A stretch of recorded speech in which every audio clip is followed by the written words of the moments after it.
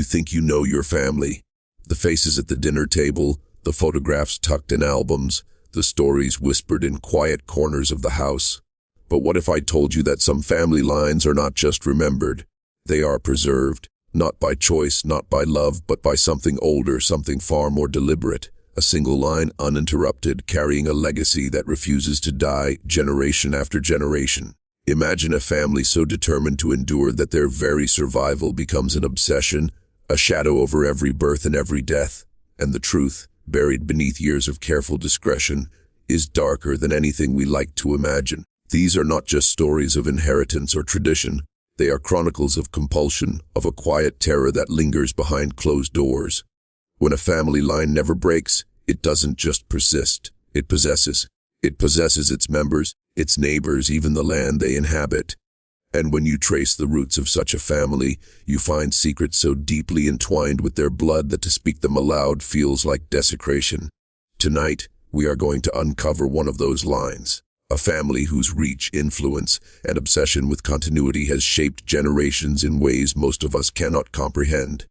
You may think you are simply learning history, but in truth, you are stepping into a labyrinth of human obsession, cruelty, and devotion. A labyrinth designed to swallow the unwary whole. And as we trace the patterns etched into their lives, you will start to feel something creeping at the edges of your mind, the undeniable pull of something relentless. Something that refuses to be forgotten, that refuses to die. Because some legacies are not meant to be broken, and some truths are never meant to be spoken. But tonight, we will speak them anyway. And in doing so, we may discover that what endures in a family is far more terrifying than what is lost.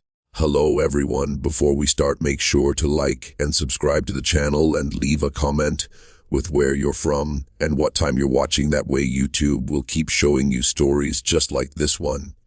They say that every family has a skeleton in the closet, but some families have whole closets filled with bones, so many that the air itself becomes heavy with the weight of their choices.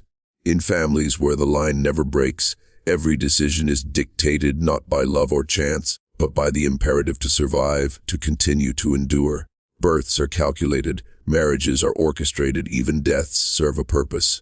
And over time, the living become less like individuals and more like instruments, tuned to the rhythm of continuity, the cadence of survival. The family I want to tell you about did not simply want to exist, they demanded it. Their story begins in the late 1800s, a rural stretch of America where isolation can twist the mind as easily as it preserves secrets. There, a patriarch emerged whose obsession with his bloodline would echo for over a century. He was not a man of cruelty for cruelty's sake. His tyranny was quiet, meticulous, almost invisible. He believed that if the line were ever broken, everything, every value, every achievement, every whispered promise of greatness would vanish into nothingness. And so, a system was born. Children were trained not only in manners and religion, but in endurance.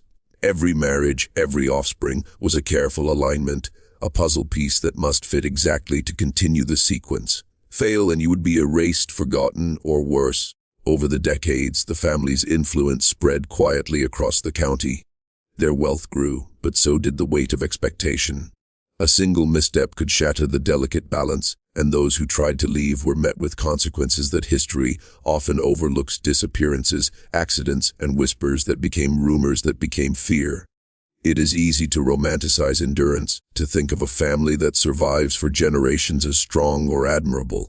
But in truth, the cost is never seen by outsiders. Behind closed doors, the family becomes a machine, each member a cog grinding under the pressure of an invisible demand. And as the decades pass, the line becomes less about legacy and more about obsession, a quiet horror that persists in smiles, nods, and the polite civility of a dinner table where no one dares speak out of turn. By the mid-20th century, the family's reach had stretched far beyond their rural origins. What began as quiet, obsessive preservation had transformed into something almost ritualistic. Birthdays, deaths, and marriages were no longer merely milestones. They were carefully measured points in a cycle, each observed as if the family's very existence depended on strict adherence. Children were schooled not only in academics, but in the unspoken rules of survival. They learned, often before they could read, that the line could not break, that mistakes were dangerous, and that curiosity, especially curiosity about the family's inner workings, was a threat. The patriarchs and matriarchs cultivated an almost religious reverence for continuity. In public, they appeared normal, even charming, a respected household with well-tended lawns and polite manners. But within the walls, the family was less a community and more a vessel of preservation. Secrets were passed down as carefully as recipes or heirlooms, whispered instructions carried from parent to child: who to marry, who to avoid, how to behave, how to carry oneself in a way that would honor the line. And with each generation, the psychological weight grew. Some children crumbled under it. Some rebelled and were quietly removed from the narrative entirely. Others absorbed it, their personalities bending under the invisible architecture of expectation, until they could not distinguish between their own desires and the family's will. And when a new generation arrived, the pattern repeated itself with eerie precision. The fear of failure, the terror of breaking the line, was internalized so deeply that the family members themselves became enforcers. They policed their own flesh and blood, reminding each other in subtle ways that the line, no matter what, must never falter. By the 1970s, outsiders began noticing oddities. Neighbors whispered about children who vanished for weeks, about distant cousins who never married, and about the obsessive rituals that seemed to govern holidays and family reunions. But no one asked too many questions. The line had survived for so long that it had become untouchable, a silent power in the background of ordinary life. And in that silence, the family's horror grew, not through violence, not through spectacle, but through something far more insidious: the suffocating, unbroken persistence of obsession. By the 1990s, the family's grip had shifted from subtle obsession to outright control. The line had endured, yes, but it had also warped. The children of the previous generation, molded by decades of unrelenting expectation, now held the keys to the family's continuity, and they wielded it like a weapon. Every relationship, every friendship, even every career path was scrutinized through the lens of preservation. Love was measured by its utility. Loyalty was assessed by its compliance. And anyone who threatened the line even slightly became an object of quiet eradication. It was in this period that the family's darkest traits became most visible, though still hidden in plain sight. Publicly, they maintained appearances: successful careers, polite interactions, community involvement. Privately, the descendants operated under a code that was rarely spoken aloud but universally understood. The line must never, ever break. Those who questioned it, those rare sparks of defiance, were subtly punished. Not with cruelty that could be traced, but with social exile, economic pressure, or the slow erosion of reputation. And with each generation, the psychological burden intensified. Children were taught to monitor their own impulses, their own desires, to measure themselves against a standard that was both invisible and absolute. Rebellion became synonymous with doom, not just for the individual, but for the entire line. And yet something strange happened. The family's obsession with survival also cultivated ingenuity, cunning, and resilience. They learned to manipulate appearances, to mask dysfunction behind charm and wealth, to operate like shadows moving silently through a world that didn't know the true extent of their control. They became historians of themselves, archivists of secrets, curators of a personal horror museum that stretched across decades. And as the line continued, the tension between freedom and compulsion became almost unbearable. Imagine living every day knowing that your choices could unravel not just your life, but the carefully maintained continuity of generations. Imagine the quiet terror of realizing that in some families, survival is less about strength and more about fear. A fear that you inherit along with your name, your DNA, and the weight of unbroken blood. If you're still watching, you're already braver than most. Tell us in the comments, what would you have done if this was your bloodline? By the turn of the millennium, the family had evolved into something almost unrecognizable to outsiders, yet painfully familiar to those within.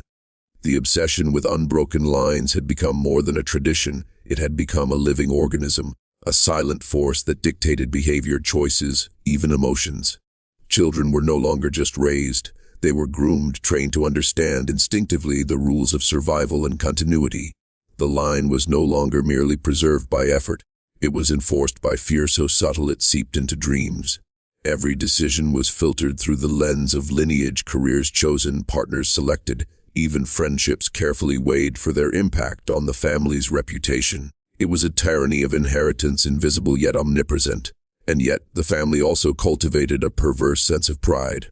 They saw themselves as guardians, as stewards of something sacred, something too fragile to allow error. This duality, terror and reverence, manipulation and devotion, produced individuals who were both extraordinary and haunted. They moved through the world with a discipline and cunning born of generations of silent enforcement, but they carried with them a gnawing awareness of the invisible chains wrapped around their minds. Outsiders might see success, charm, or wealth, but inside the walls of the family home there was a quiet horror, a knowledge that freedom was an illusion and that the line could not and must not break. Letters and journals discovered decades later reveal the internal struggle of family members who oscillated between love for their kin and the suffocating weight of expectation. Some tried to escape, only to be drawn back by circumstance, guilt, or subtle coercion. And in rare instances, those who truly resisted vanished from history altogether, leaving behind only whispers of what might have been. It is here, at the intersection of devotion and obsession, that the family's legacy becomes almost inhuman. They are not simply survivors, they are something else entirely. A lineage that persists not because it is healthy or strong, but because it cannot stop. And as you sit and consider this, the haunting question remains: if your own family had rules like these, would you recognize them as protection or as a prison? What becomes most disturbing about a family line that refuses to break is not just the control, the careful orchestration, or even the fear, but the way it infects identity itself. Over generations, the line does not merely survive, it rewrites who its members are. Children are born not just into a family, but into a destiny preordained, a blueprint they never agreed to but must follow nonetheless. Names, traits, and even personality quirks become part of the inheritance, indistinguishable from blood. And as this pattern persists, the line develops its own consciousness, an almost sentient force that dictates behavior, punishes hesitation, and rewards conformity. By the time we reach the present day, descendants of this particular family live in a delicate equilibrium. Outwardly ordinary, successful, polite, and even admired, they are inwardly bound by the invisible weight of centuries. Every choice is informed by rules passed down through whispers, journals, and subtle threats encoded in tradition. The horror lies not in overt acts of cruelty, but in the internalized terror that members carry like a shadow. The line has become a parasite that feeds on its own descendants, ensuring continuity not through nurture or wisdom, but through obsession and fear. And yet, paradoxically, it also produces remarkable cunning, adaptability, and resilience. These are people who have learned to navigate a world they are not fully free to inhabit, capable of extraordinary feats while shackled by invisible chains. It is here, in this collision of brilliance and compulsion, that the true nature of the family's legacy is revealed, a persistent, unbroken echo of human obsession, a lineage that refuses to die, and a darkness that quietly waits for the next generation to inherit it. The lesson, if there is one, is chilling. Some legacies are not meant to be celebrated, they are warnings. And for those of us outside the line, the most terrifying truth is that such a family exists quietly among us, their history preserved in plain sight, their secrets buried beneath polite smiles and respectable appearances, their shadows stretching across time, waiting for no one. And now, as we confront the present, the full weight of this unbroken line comes into focus.